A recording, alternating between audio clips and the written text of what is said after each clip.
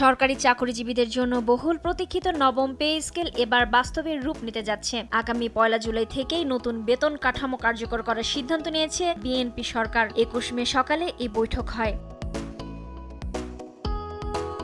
বৈঠক শেষে কোনো চূড়ান্ত সিদ্ধান্ত ঘোষণা না হলেও দায়িত্বশীল সূত্রগুলো জানিয়েছে, মূল্যস্ফীতির চাপ বিবেচনায় নিম্ন ও মধ্যম আয়ের সরকারি কর্মচারীদের জন্য তুলনামূলকভাবে বেশি বেতন ও সুযোগ সুবিধা বৃদ্ধির বিষয়ে কমিটির মধ্যে মতৈক্য হয়েছে। তবে এবার পে স্কেলে পেনশনভোগীদের জন্য রয়েছে বিশেষ সুবিধা।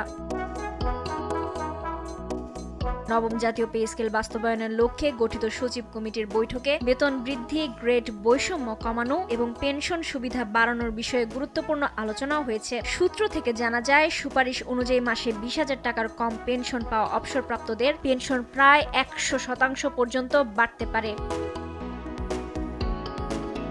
২০ থেকে ৪০,০০০ টাকার মধ্যে পেনশন পাওয়া ব্যক্তিদের ক্ষেত্রে প্রায় ৭৫% এবং ৪০,০০০ টাকার বেশি পেনশনভোগীদের ক্ষেত্রে প্রায় ৫৫% পর্যন্ত বৃদ্ধির প্রস্তাব রয়েছে।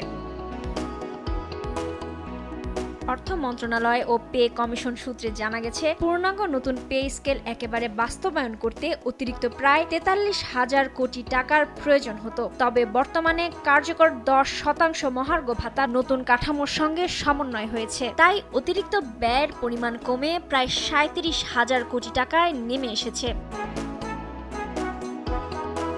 এ ব্যয় বিবেচনায় আগামী ২০২৬-২৭ অর্থ বছরের বাজেট প্রয়োজনীয় বরাদ্দ রাখার পরিকল্পনা করা হচ্ছে। যদিও সব সুপারিশ একসঙ্গে বাস্তবায়নের পরিবর্তে ৩ ধাপে বা ৩ অর্থ বছরে বাস্তবায়নের পরিকল্পনা আলোচনায় হয়েছে বলে জানা গেছে।